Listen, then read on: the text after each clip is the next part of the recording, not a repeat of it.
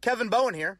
Don't forget to listen to The Fan now on 93.5 or 107.5 FM, and check out our latest coverage online at 1075thefan.com. A shutout in Houston. The T.Y. Hilton ownership got some help, I would say, from some of his friends in continuing to dominate the Texans, especially down there. I'm Kevin Bowen. We're back. Another edition of Kevin's Corner. Eddie Garrison sliding into the producing chair today. You've heard Eddie on our airwaves and certainly on this podcast before. Eddie, I think Chris Presley was so enamored with Tennessee and Purdue as a bowl matchup, he just couldn't handle it. That and Purdue possibly being the number one team in the country in college basketball. Very good point. Yes, he couldn't handle all that, but luckily you are here to help us. And last time you told me this before the podcast started, you were recapping the Colts-Titans game with us, overtime loss.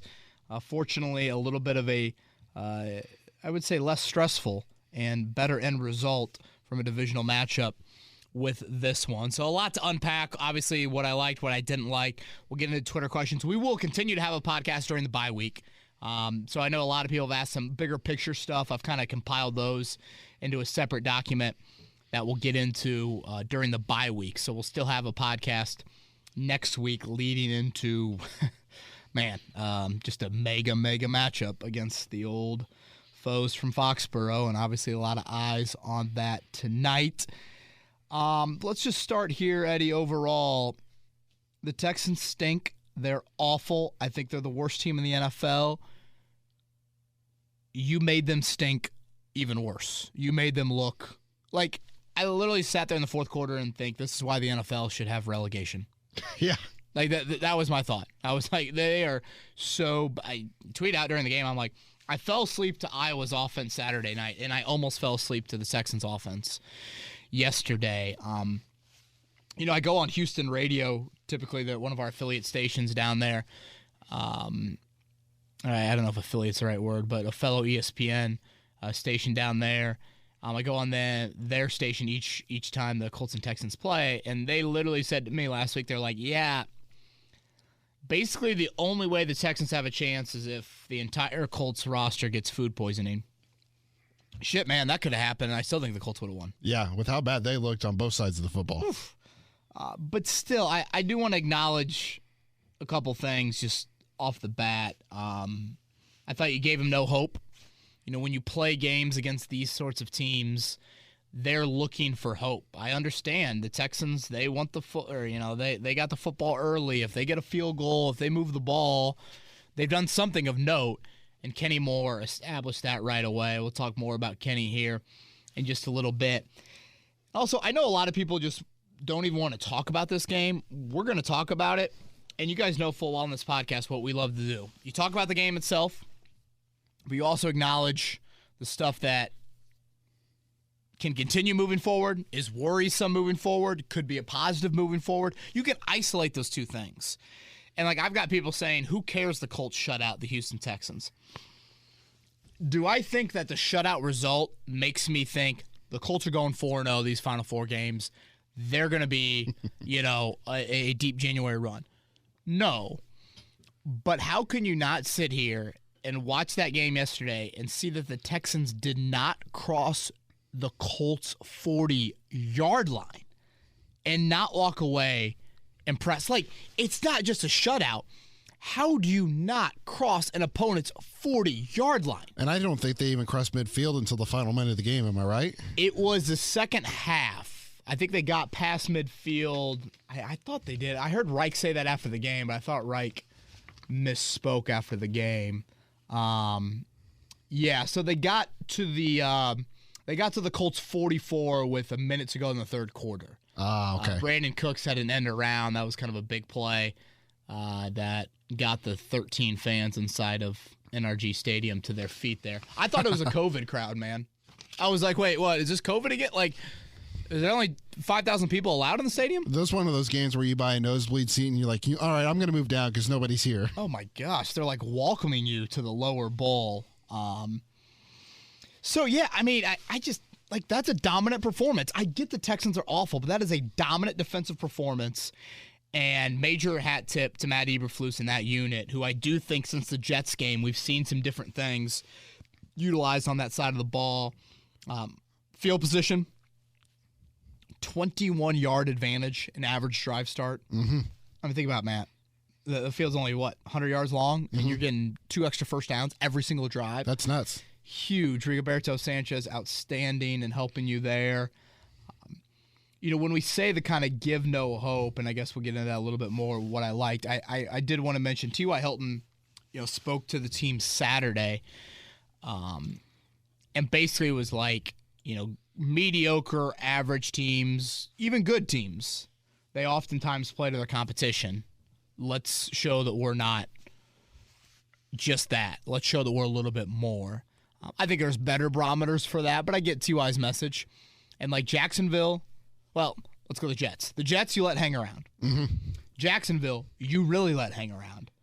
There was no hanging whatsoever between the Colts and the Texans. I mean, that was just, even when it was 7-0, man, I'm like, there's no way the Colts lose this game. I mean, it feels like no matter who's the head coach or what system it is, it always seems like Jacksonville is that one team in the conference, or in the division, I should say, right, that they just let hang around no matter what the gap is. Like if Jacksonville's one of the worst teams in the NFL, if the Colts are one of the best teams in the NFL, it seems like Jacksonville's that one team, and it seems like Houston is the team that they always beat up on every single year. Right. And they did it in a way that everyone expected. And I was watching that game yesterday, and I was like, man, this is the most boring 21-0 game I have ever watched. Dude, boredom. I was trying to go back and pick an underrated play of the game. I always like to do this, kind of a play that I thought, was big that won't show up on a SportsCenter highlight. They won't be showing any highlights on SportsCenter for this game. Sorry, they didn't even show any on Football Night in America last night. I was watching it, and they didn't show the Colts game one time. They was just like, bypassed oh boy. that, yeah. Production meetings. Okay, 31-0. Yeah, we don't need to worry about this game. It was 7-0, and it got to be late in the first half, and something the Texans did well, and we will note this, is I thought they controlled the line of scrimmage defensively for chunks of that first half. The Colts got into a 3rd and 8, and you had another nice scramble by Wentz to get you into 4th and 1. You went for it. I want to say Wentz snuck it. Yep. And you got the first down there. Then later in the drive, you got into a 3rd and 11.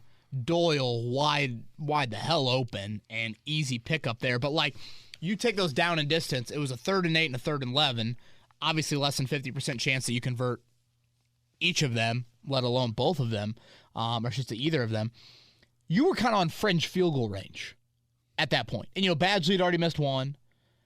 So it was one of those things where it's like, you don't pick this up, or you have to settle for a field goal and you miss a long field goal at that point. It's still 7-0. And now you've given the Texans the best field goal range they're the best field position range they've had all day long. So those were a couple plays. Again, it's really hard in this game to pick out plays that truly kind of under the radar changed it, but those were two that I thought. The one to me that always sticks out that everyone's going to point out is that Kenny Moore interception. You set the tone right out of the gate. For sure. You get that turnover. It's like, all right, the defense is pumped up. Now the offense is even more juiced up.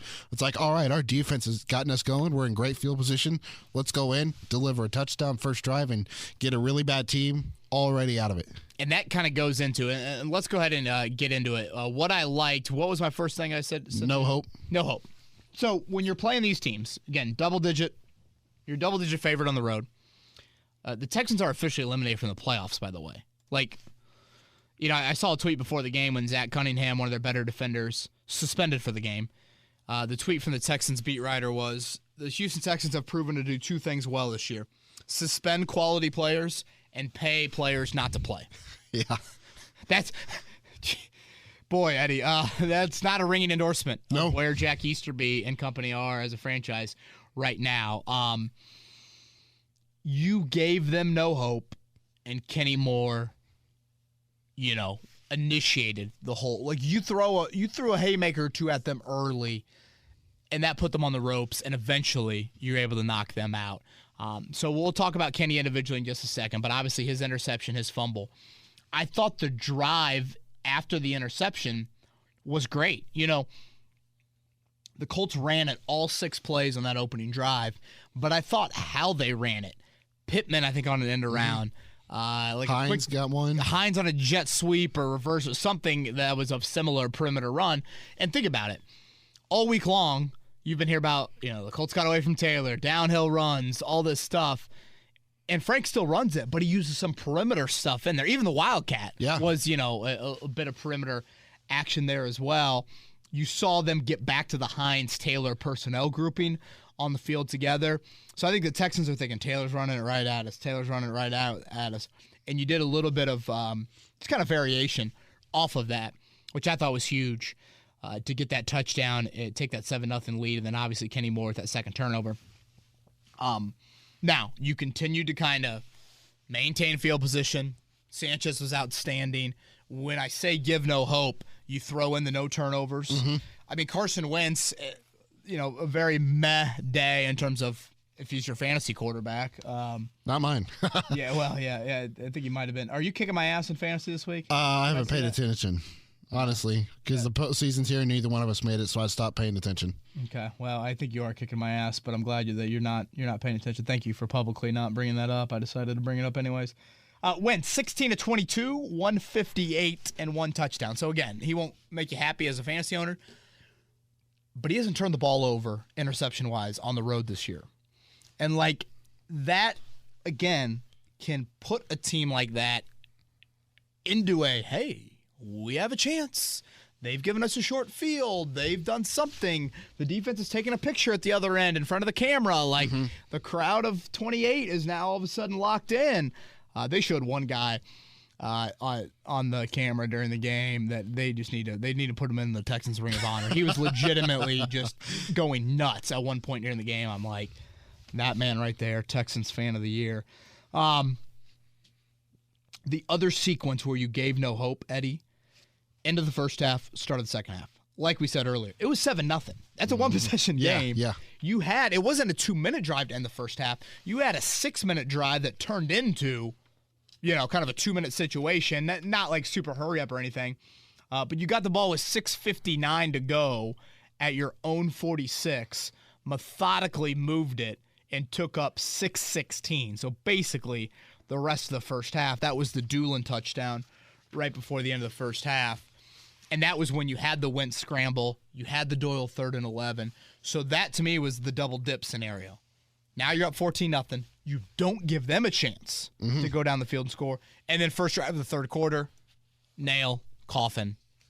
How about Ashton Doolin, though, these past couple weeks?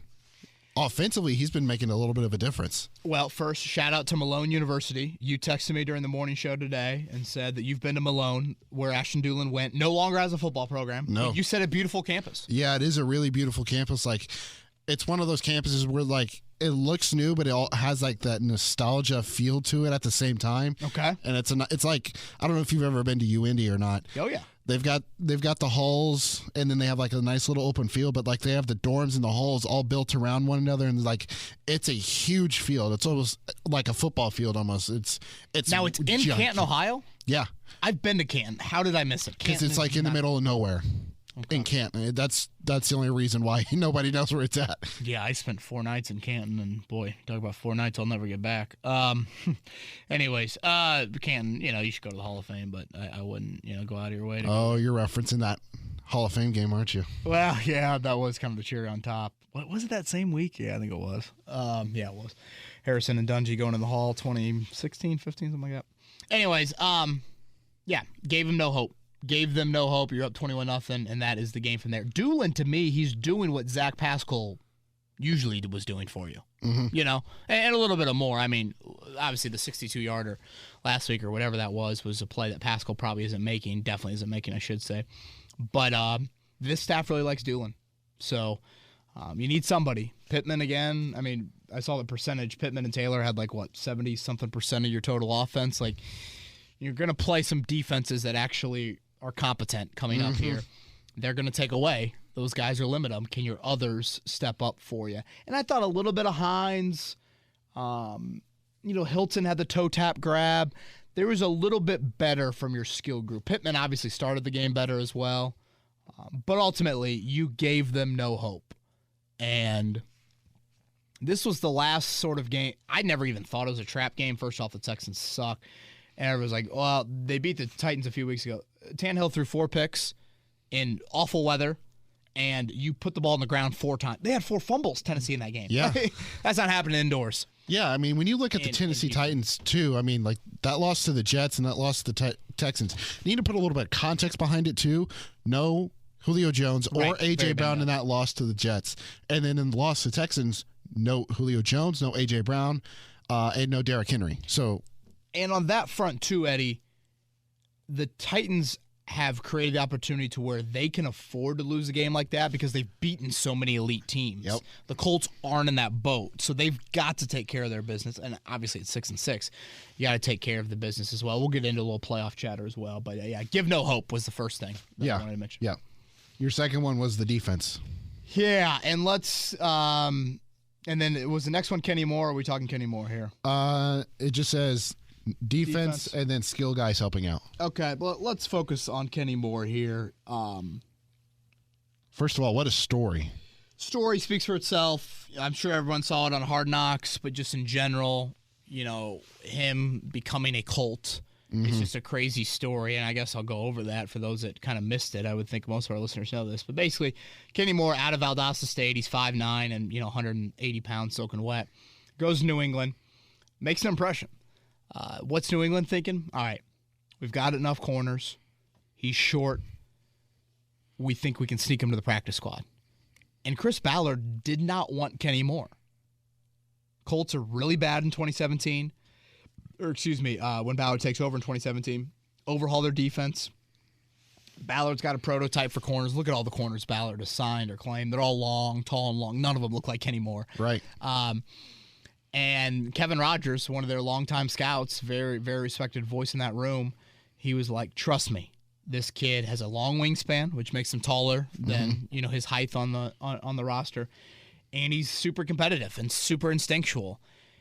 And Ballard's like, all right, we're so bad at corner right now. Just put a claim in for him, and we'll see how he does. They do that, and the rest is history. Like the Brady, Kenny Moore back and forth last week at Hard Knocks. Like Kenny Moore was with the Patriots for 5 months. Clearly left an impression on Tom Brady in those 5 months. I'll never forget, in 2018, the Colts played the Patriots in Week 5. And at that point, the NFL was still doing conference calls with the opposing head coach to that week's visiting media. So, for this past week, we would have had a 10-minute conference call with David Culley about the Texans. So for that week, in Week 5 in 2018, we had a conference call with Belichick. So it's a short week. It's Belichick. At that point, I think New England, I don't think they'd had a great start to the season. So I'm like, he's going to be Belichick-like. Like, what do you even ask him? Something to, get a good quote. I'm like, all right, shot in the dark. Let's ask him about Kenny Moore. He was with them for a handful of months. He might not even remember the dude or, let alone. We'll see what happens. Belichick talks about Kenny Moore, I'd say, for about 2 to 3 minutes. And if you're watching a Belichick press conference, you get him to talk about 2 to 3 minutes, you've either asked him about the Naval Academy or, how the long snapper impacts a game. Those are the only answers Belichick ever gives long answers to. And he's talking about how instinctual he is, how well he anticipates, how he's the poster boy for unheralded, guys to work and see what happens and earn it. Talked about how impressed he was. And remember, this is Kenny Moore 5 games into his second season here, where he had really just at that point became a starter. He hadn't really done the Kenny Moore stuff that we're used to him now doing. And I just thought it was the ultimate sign of respect from the greatest coach in NFL history. So that was kind of my antennas going up like, oh, wow. I think Kenny Moore's a pretty good player, but that dude is now, obviously everyone's like, well, why did the Patriots keep him, whatnot? I'm not going to pretend to know the Patriots roster situation in 2018 or 2017, but whatever. Their loss, Colts gain. I think Matt Eberflus describes him in a really good way, Eddie, and that is he calls him lightning in a bottle. I like that phrase. I do too. He just seems like he's so far ahead of everybody else on the field. He's great at the line of scrimmage and being a sound tackler, super competitive on the ball. I'd argue he's the most fundamentally sound Colts player Yeah. And, like, I know that won't, like, win you a bunch of awards in terms of, like, oh, that's sexy, or, like, wow, that's, highlight reel plays. But he's just incredibly fundamentally perfect, really, in the run game, the pass game. His technique is so great. I always think he's locked in. How he described the first play of the game. He's like, oh, yeah, bootleg. I figured this is kind of an easy throw that they want to make to the sidelines to start the game. And if you watch him kind of in his zone drop, he drops big time towards the sidelines. He doesn't really, he's not on the hash or, even on the numbers. He goes all the way over the sidelines, and then obviously he makes a great, great play on the ball there. So Kenny Moore delivered your haymakers. And if you were going to ask me at the start of the game, all right, you're going to get 2 big plays from a guy on this team early in the game, and you really made me think about it. You were like, hey, if you don't get this question right, you're on a deserted island. You can't play golf or see your family. I should probably switch that around. You can't see your family or play golf for the rest of your life. If Maddie's made it this far into the podcast, it's a miracle. So I think we're okay there. So I found the quote that Belichick had about Kenny Moore just now. Yeah. The article is still up on Colts.com. It was from 2018. Now I'm not going to read the whole thing because it's like a long quote. Right. But here's a part of it that stuck out to me. He is a tough kid and is a good tackler that enables him to play inside and also be part of the cover 2 scheme that they use to jam receivers and get involved in a lot of runs and perimeter tackling plays. And that was 3 years ago. Now we look now, and he was spot on with that. Spot on. And again, that was more, like you said, Eddie, early in his career. He hadn't done what he's done. 2018, that was, that was Reich's first season. So it just seems like eons ago. But, going back to it, again, I think Kenny Moore would be the guy. To me, in a game that there's 25 fans in the stands, Kenny Moore is going to be locked in. So he set the tone for you, man. And then the defense, we talked about it earlier. I thought your rush showed some moments, and Houston's O-line is horrific. I mean, it might be the worst O-line that I've seen. So in no way am I saying this pass rush is here to stay, but Kamoko Toure late in the game, Al-Qadim Muhammad with some effort stuff early in the game. I thought your corners were pretty competitive. I was driving in this morning, Eddie, and I go, did Rock Ya-Sin play in the game? He played half the snaps. That's a compliment to Rock. Yeah. The ball just didn't get thrown to him. Now, Mills and Taylor were, 11 for 27 and just absolutely awful. But I thought some credit to those guys. And that takeaway number. I laughed at the start of the year when they said 40. I thought that was ridiculous. It's at 29 right now. The fact that it's even – if you're going to tell me at the start of the year the Colts get 30 turnovers, I would have said, where do you sign up? Right. You do that 30 turnovers is nearly 2 a game. Mm-hmm. 100,000% you sign up for that. And here we are with 4 games to go, and, they're a couple of big turnover games away from possibly getting to 40. I feel like the past couple weeks, though, even Brady, he didn't really go much towards Rock either. Yeah. He just had that one ticky-tack PI call that set him up at the 1. But other than that, Rock has been really solid this year. Agreed. So, again, make the worst offense in the league look like the worst offense in the league. You did that and then said, we're going to take that to the nth degree. They didn't have a wideout catch a ball until late in the third quarter. Mm-hmm. That's like IU football this year, not having a wideout catch a touchdown until the final Big Ten game of the season. Again, it's the Texans, but they didn't cross your 40-yard line. Nope. So, job well done by everybody involved there. Well-deserved game ball, it sounded like, from Frank Reich to everybody defensively. Yeah, one thing I want to add that we haven't touched on either is mission was accomplished. You got the win. But I think the biggest mission that you accomplished in this game was you came out with nobody hurt. Yeah. That's the big takeaway for me from this game. Yeah, very good point. We're going to bring up Ryan Kelly here in just a second. Just the only, absence, really, that you had from Sunday. Skill guys helping out. Just briefly on this one, Eddie. I thought Hines made a couple plays early that helped you. Again, Pittman just more locked in early. I know he had the drop for the touchdown, but still, just a little bit more locked in. Doolin on that touchdown. That was a nice grab. It's not like that was a guarantee there. So just a little bit more. Again, when you look at the box score, you won't say the skill guys help out big time, but Doyle on the 3rd and 11. Just kind of some crucial Hilton on the toe tap. Just some critical moments where some others stepped up. And again, that is huge for this team moving forward. Who's the MVP in the run game? My vote goes to Jack Doyle, just for the way he blocks when he sets the edge. Agreed. And you know who I actually thought blocked decently on Sunday was Kylan Granson. I thought he had a few moments. His playing time starting to increase a little bit. And that could be why. Well, agreed. So I think he's kind of a name to watch here down the stretch. But, yeah, I thought early, and I guess let's just get into it now, Eddie. What I didn't like, the offensive line early, I thought did not control the line of scrimmage how you would like them to.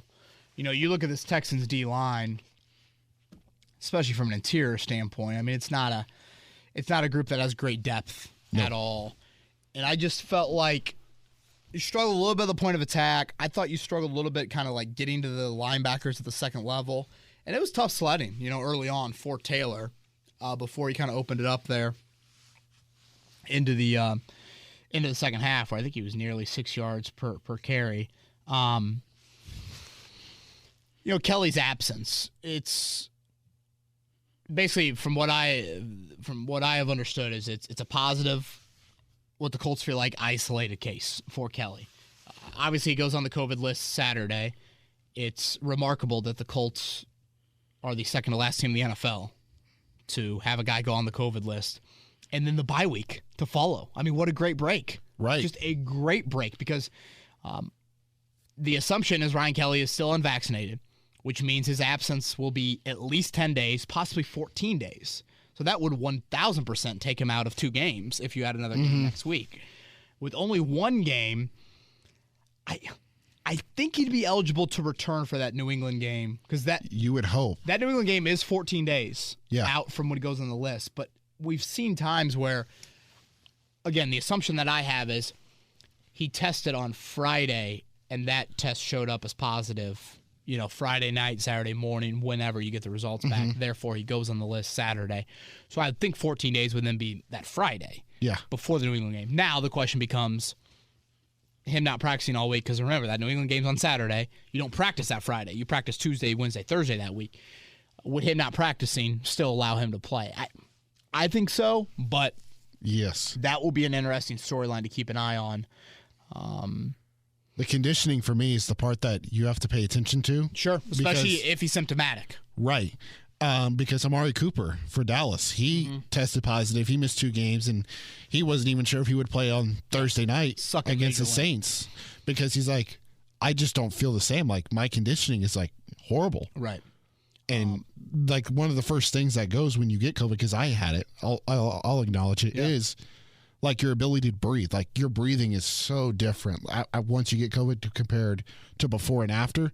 Like, it feels like you're running a marathon sometimes when you go up the stairs. I was saying, for people I've talked to, it's like an asthma-ish type feel. Yeah. Like, at least what non-people that have asthma acknowledges what I'd that agree. could feel like there. So that is something, obviously, to keep an eye on. I know a lot of people have asked, like, how is Wentz not a close contact? You know, being at practice, Eddie, these past few weeks, I've seen the Colts offensive linemen, especially, because if I'm not mistaken, I want to say at least 3, maybe 4 are unvaccinated of their starting offensive linemen. They're wearing masks at practice. Now, I don't know if they continue to wear masks throughout practice, but like, they're definitely wearing them at the start of practice. So I don't know if that like eliminates the close contact if you are doing that, because, you know, the previous rules were, I believe it was 15 continuous minutes within 6 feet.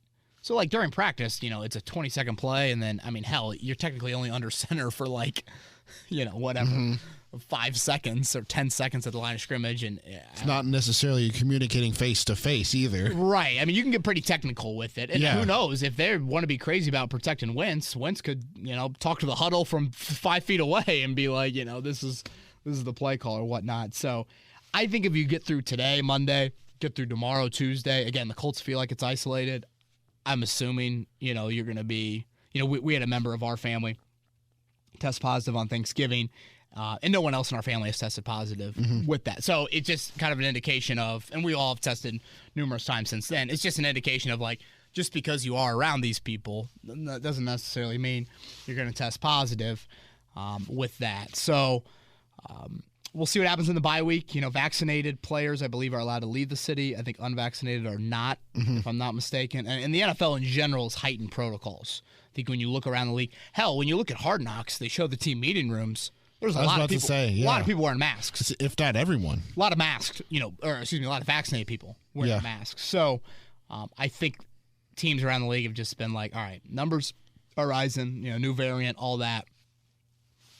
We got a month to go in the season. We can revert back to last year's protocols in masking and whatnot there. I think the vaccinated players get tested now twice a week, which is an uptick from what they were. I think unvaccinated are still tested every day. We get tested once a week for being out there.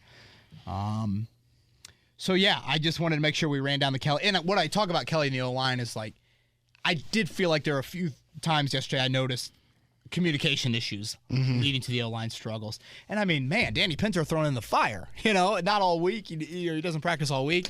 We had Jeff Saturday on the morning show. He's like, I bet Pinter barely took any reps, if any, all week.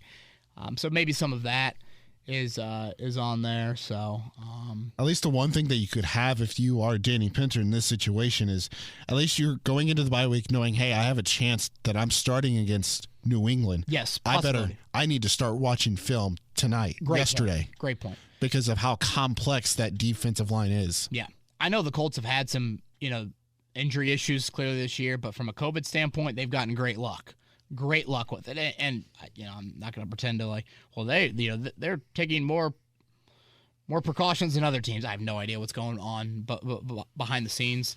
But again, this is pretty good luck you brought up Amari Cooper. There's been a lot of prominent names around the league that have, obviously tested positive here. So we'll see. We'll see how this plays out. But I did want to mention the O-line. They eventually, I think, got to the Texans, but early on, I would have liked to have seen a little bit more establishing the line of scrimmage. Eric Fisher was still getting thrown around out there. Dude, it's worrisome. Matthew Judon on Saturday. Chandler Jones a week from Saturday. Max Crosby. Max Crosby's a great player. Josh Allen in the final game of the season. I mean, that's 4 pretty darn potent edge rushers that you're going to see. And there was a moment in that first half it looked like you were going to have a Shaq Barrett play where I forget who it was, Martin or Greenwald, whoever it was, Greenard, was going to get to him there. So just something to keep an eye on. And I'm sure a question we'll get in the old Twitter sphere. You ready for the Twitter questions? Let's do them. First one comes from Bailey. Your overall thoughts on Kari Willis being back on defense? I feel like it's good to see him get off IR and get a game in before the bye week. Yeah, I would agree, Bailey. I love watching Kari Willis play football. I don't think he's the most physically gifted safety, in terms of like molding him into the ideal body type, but I think he plays fast. There's a physicality he brings to the position. I forget who was the defensive? It might have been Buckner last week. Buckner was saying that Brian Baker, the D-line coach, you guys have seen on Hard Knocks, a hilarious personality. He was saying, I love that Kari's back because Kari plays like one of us. He plays like a defensive lineman. Yeah. He does. There's no softness. Safety. I would have liked to have seen Odom back there next to him, not Sendejo. I agree. But they rolled with Sendejo earlier in the year when Blackman first went out, so that's where they're at. By the way, put it on the bingo card, Justin Blackman. They're going to say it on the broadcast every week. Yep. They're never going to say Julian. Archuleta throughout the old Justin, so you knew that was going to be there. He did get it right the second time. Did he come back and get it right? I saw Julian tweet, I might as well just change my name to Justin, which I'm sure I've just said Justin before with him, but quarterback of the secondary. I think that's who Kari Willis is. I think, he plays at multiple levels, so you need a strong communicator across all those levels. I think back to that Steelers game last year, Eddie, when he got hurt on that punt cover in the third quarter, and you're up 21-7, 24-7, whatever it is, and then Big Ben hits the one shot over the top, Rock gets beat, or TJ Carey gets beat, I forget who. Next thing you know, that comeback is on without him in the lineup. He's an underrated player. I know it hasn't been perfect at times with him, but still, I think you'd rather have him in there than not. Kind of like Clayton Geathers. Yeah, agreed. Next question comes from Low-End Theorist and Mitch. Is it me or does Matt Pryor look better than Eric Fisher? So clearly, we got several of these questions. I understand it. Eric Fisher will not be benched. And Eddie, I think I'm at the point now where it's like you just kind of have to roll with it. And I think you got to help him a little bit more than you are, because I don't have it in front of me. Has Matt Pryor ever played left tackle in the NFL? I don't know. Like, I know he played a lot of positions at Philly, but I don't think he played left tackle. I think it was mostly guard and right tackle. I could be wrong on that. Maybe he played a game or two at left tackle, but it's certainly not his primary spot. And Fisher in the run game has still been fairly good. So, you know, when you say Pryor's looked better than Fisher, again, it's not like he is playing left tackle and, you know, facing Shaq Barrett when you're saying that. So the Colts are going to stick with Fisher, and this is just, watching Washington and the Raiders yesterday and seeing Charles Leno out there. This is what the route you decided to go. You know, You could have gone after a Leno. He had some history with Chris Strasser, if I'm not mistaken.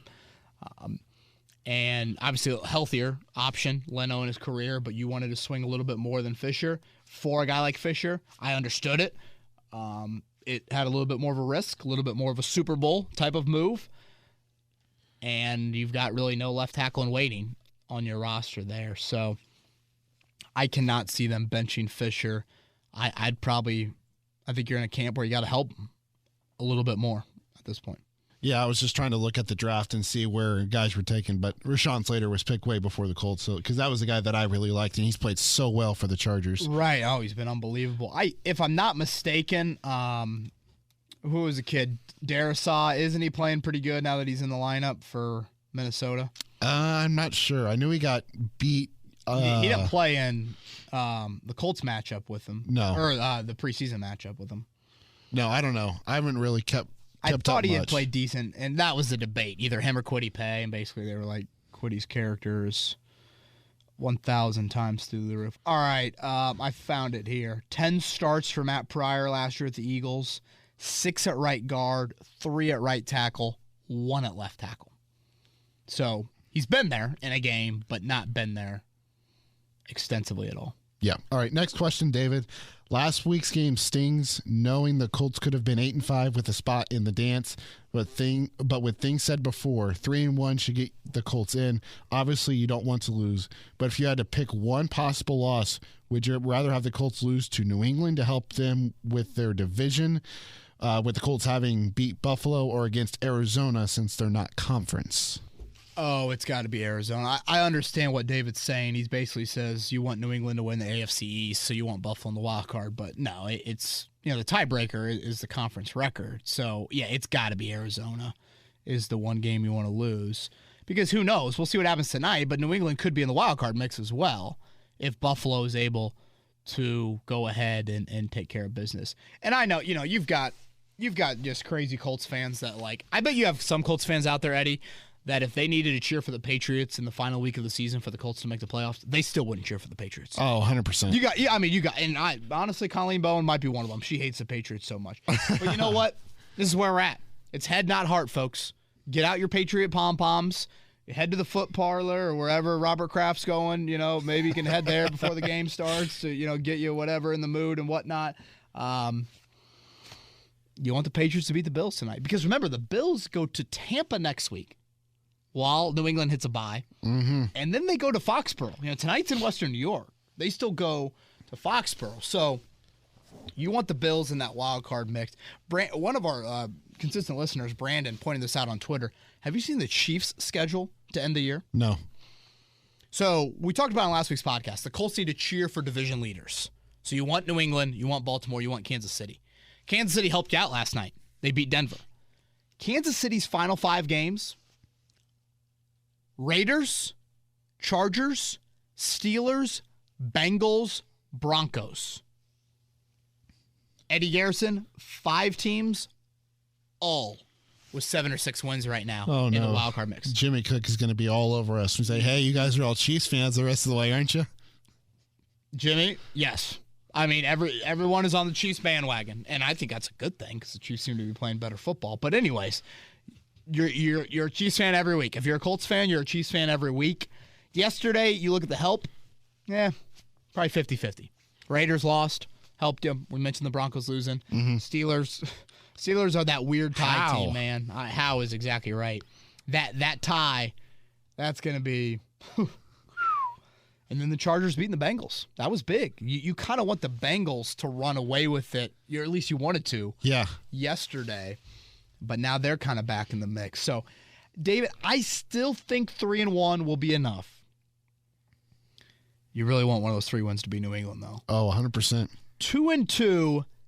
If the wins are New England and the Raiders, which I know you're kind of getting finicky there. Yeah. You could still get in. I don't love that route. Basically, the Colts are in a more favorable tiebreaker situation than some other teams. The problem is you already have 6 losses. So it's just, you can't afford to lose too many. Granted, this week is the best week because you'll watch teams, some teams have got to lose, and you'll watch them come back to you. Yeah. Big game Thursday night. Steelers-Vikings. Oh, yeah. You know, start Skol. Everyone learn the Skol chant for Thursday and get ready. Boy, Vikings.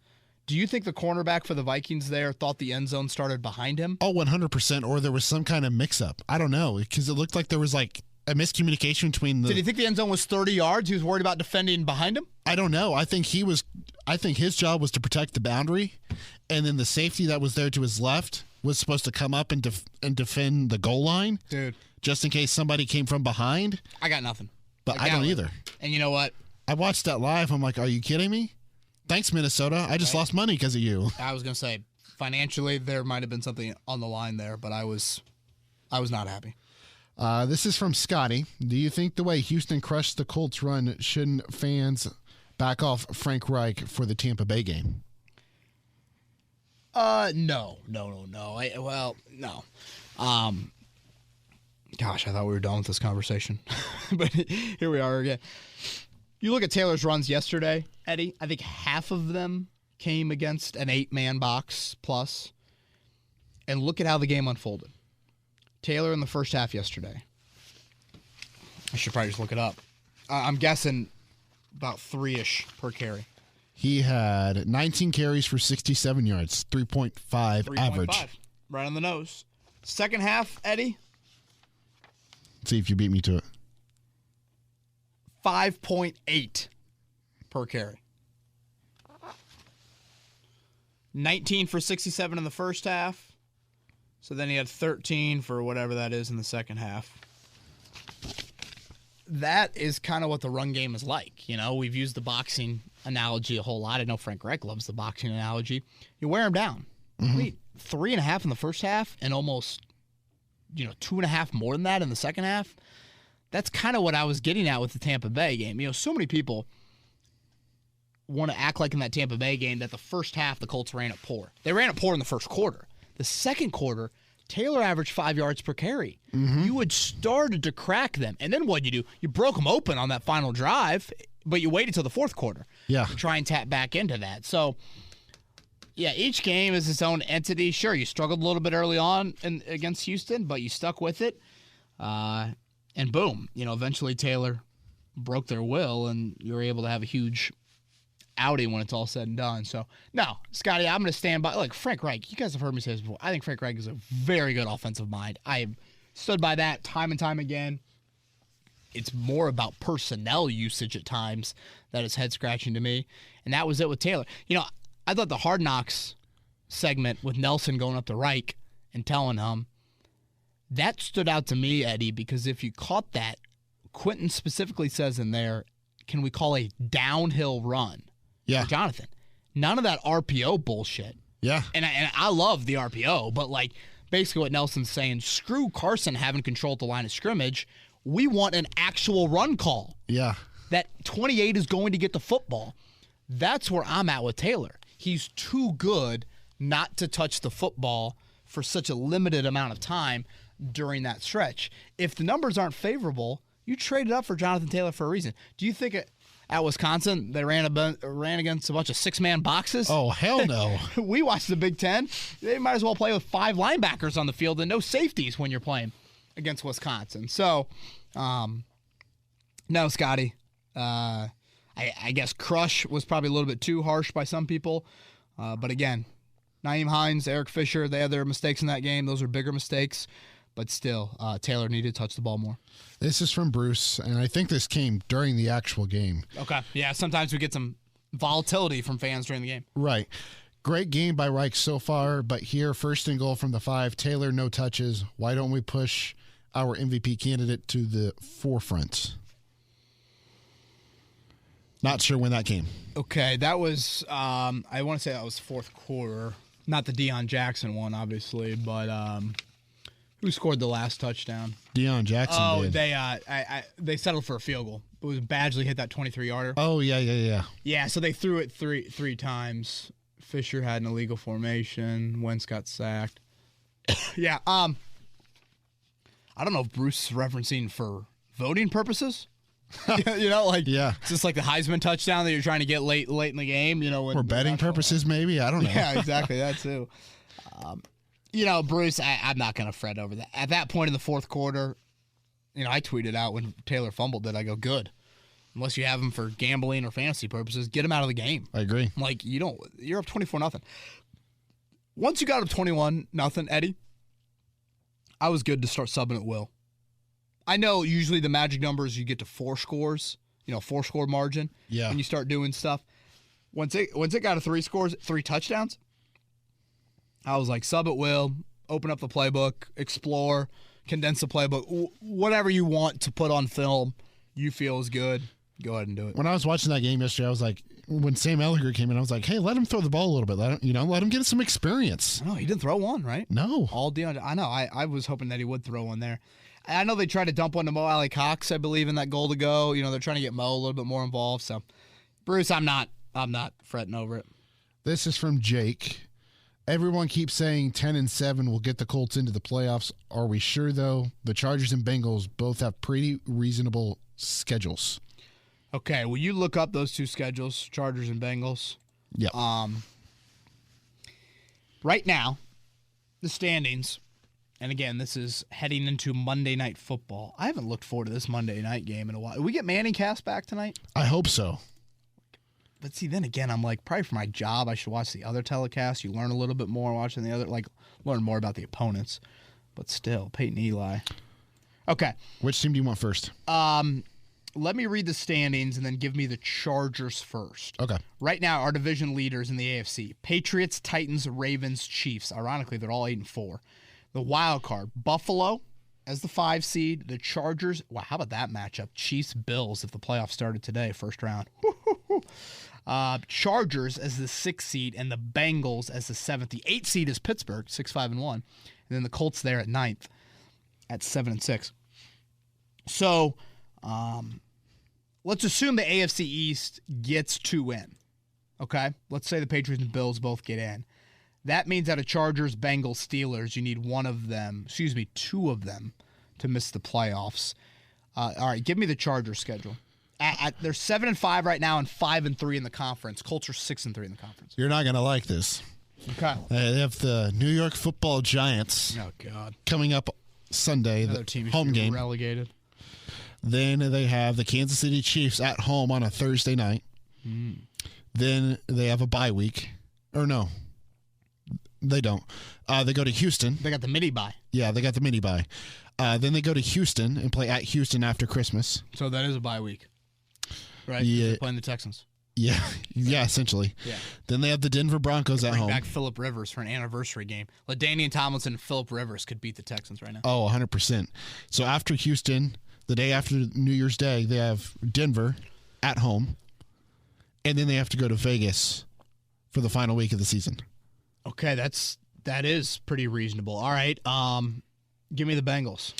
Bengals. They have Also 7-5, correct? Correct. They have the San Francisco 49ers at home next week. Then they go to Denver and play the Broncos. Then they have Baltimore and Kansas City back-to-back at home. And then they have to go to Cleveland. Wow. So they won't be an underdog by much at all in any of those games. Well, they also had some pretty significant injuries over the weekend, too. Yeah, Burrow got hurt, right? Yeah. And dislocated his pinky. Yeah. The thing I think that has some saving grace about the Chargers and Bengals, Eddie, is they still are led by young quarterbacks. Now, young quarterbacks that were extremely accomplished in their respective collegiate careers. So we'll see, does this pressure get to them at all? guys, it's not. I mean, if you want to sweat the least, you throw 4-0 out the window. If you say it's 3-1 and lose to the Cardinals, that's sweating the least. But it's going to come down to Week 17. You know, it's going to be like you got to beat Jacksonville in Week 17 to get in, and somehow the Jags are going to trade for Gardner Minshew. They're going to get him back, and Gardner Minshew's father is going to do the coin toss, and all of a sudden it's going to be the Colts against Gardner Minshew in the season finale. They got to beat Gardner. They're playing for Urban's job. They're playing to keep the Jags in the States, not go to London. I still think, Jake, 10-7 will get you in, but it's not as much of a 1,000%. The Chargers beating the Bengals yesterday was huge. That was a big result the Colts did not need. That had me saying 10-7, no questions asked will get you into. I'm pretty sure 10-7. And then for S's and G's, here's the Pittsburgh Steelers remaining schedule. We already and what's their record again? 6-5-1. Yeah, at time, man. So we've already mentioned they have to go to Minnesota on Thursday night. Right. Then they have Tennessee. Now, Julio Jones is eligible to come off IR that week. A.J. Brown is not.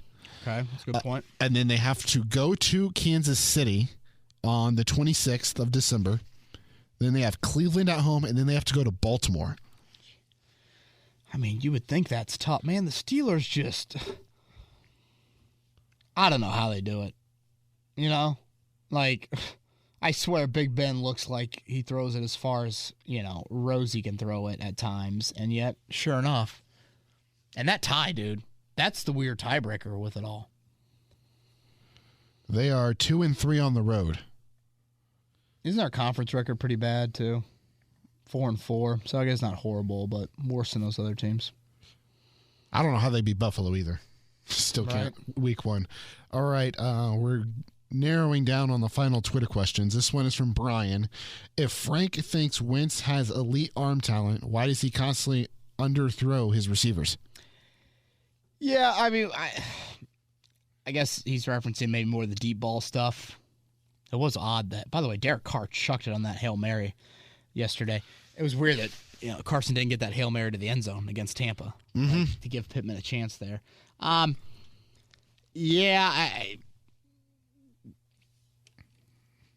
do think he has elite arm talent, but I don't think we see it enough on the deep balls. And is that just not throwing with enough anticipation? Is that not acknowledging how, much they can,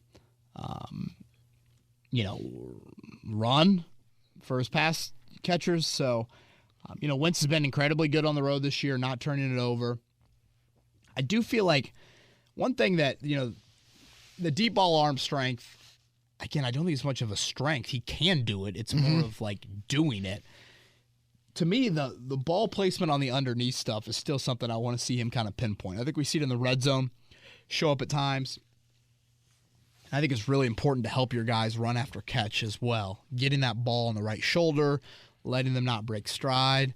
I think that is really, really important for them moving forward. Yeah, I totally agree. And then this is a player that you and I talked about after the Tennessee game.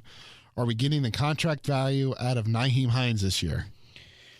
You are not. No. Who asked this? This is from John. Sorry. John, no, you are not. And let me be clear about it. Hines is getting paid top 10, top 15 running back money. Mm-hmm. Some of this has been on Hines. He's had some ball security questions, drop in San Francisco where it could have been a big play. I also think there was a time during the year when the team wasn't using Taylor. Taylor's been used a ton lately. Tampa, take that 30-minute sequence to the side. The guy carried it 32 times yesterday, and he didn't touch it in the final 5 minutes. That's absurd. Yeah.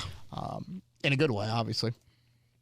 But I thought there were moments in the year where the offense was in a bit of a rut, and Hines wasn't getting it enough. We talk about this, I think, in college basketball a lot, even the NBA. You've got a number one. You've got a number two. Do you have a number three? Who is that third? I look at the Colts skill group right now and think that. You've got Taylor. You've got Pittman, clearly 1 and 2 in the skill department. Who can be there as that third guy? I think it can be Hines. So I do too. So yeah, he has not lived up to the contract value. And again, some on him, but some on the team. I just think they haven't used him as much as I thought they would. More so October, really. He only has 4 games with at least 5 rushing attempts. Yeah, and wasn't there a stretch there where like his catches were really down? Didn't he have like a 4 or 5 game stretch where he had like 1 or 2 catches? Yeah, so from week 2 to, let's call it week, whenever that San Francisco game was, he had 1, 2, 3, 4, 5, 6. 5 of his 6 games, he had 2 or fewer receptions. Yeah, I don't get that. With 2 or 3 targets. Yeah, I don't get it. The 2-back personnel got to be used more. I agree more. And like he is so good after the catch, like we were just talking about with, receivers getting some yak. Naeem Hines certainly can get you some yak if you get him the ball in space. Yeah. Last Twitter question. This is from Chris. Was Eric Fisher ever a Costanzo level left tackle? Do you think he'll regain his form after an off season of continued rehab? That is a huge question and a huge offseason question for this football team. Something I threw at Zach Kiefer last week when we had him on air. It's tough. I don't have a great answer on that. So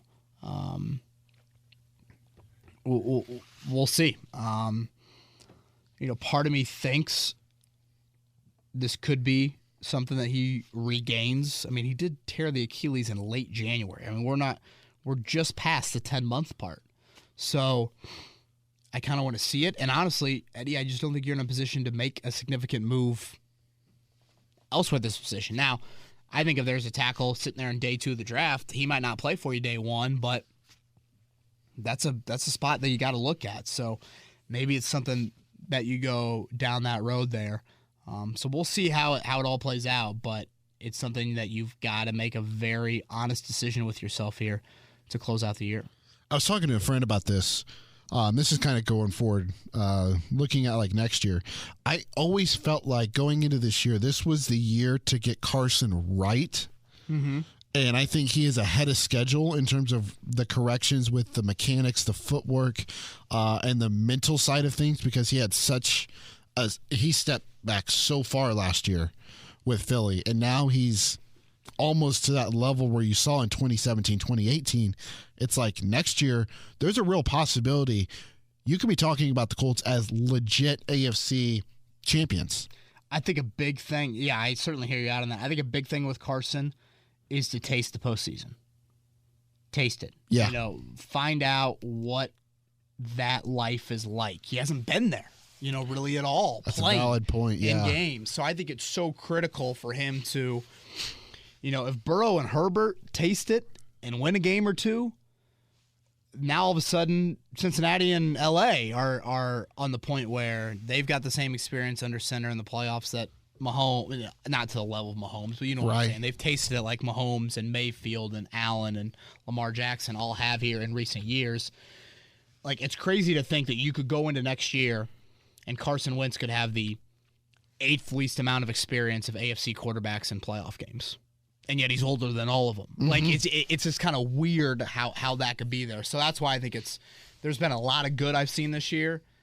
And these final 4 games and into the postseason, this is where all of a sudden he could go from, in my eyes, kind of being that, 10, 11, 12 QB in the league. Can he show you a little bit more that there's more to tap into with an entire offseason, an entire training camp, better health around him, things like that. Yeah, final thing for me, because I know you're a very busy man, much more busier than I am. That is not true, but yes.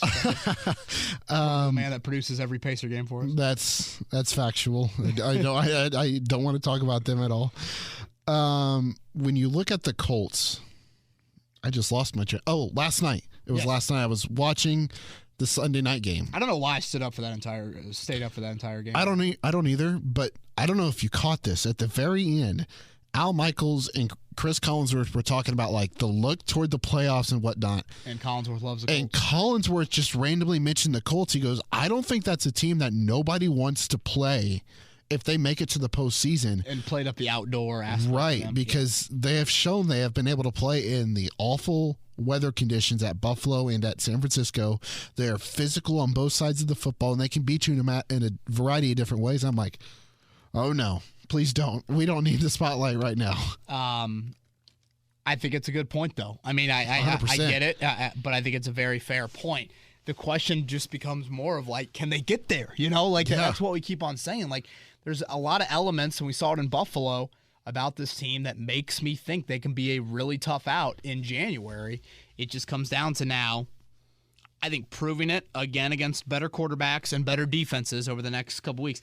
If you look at the schedule, Colts have not played a lot of good defenses. Buffalo, Tampa fall into that category. Yeah. But besides that, they haven't. So can this run of 30-point games, how does that get impacted here coming up? And just the magnitude of big games.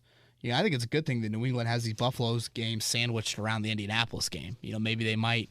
Belichick probably won't, have them in a mindset to where they're not looking at this. Talk about a potential trap game. I don't know. Yeah, again, they're probably not in a position to think too trappy just with where they are at from a standing standpoint, but it is something I think to note. Even them, they still have a flag for me. I mean, they haven't beat a team they may have beaten one team with an over 500 record so far. Yeah, I mean, I've watched just bits and pieces, mostly that Atlanta game. Yeah. Terrible. So I'm excited to watch them tonight because I know they're not flashy. Like, I know we're going to walk away from tonight and be like, they're beatable. Like, it's not like this is a New England of old, but still, they just get it done. And, Belichick wants to prove everybody wrong after how last year went with Tom Brady in Tampa. Yep.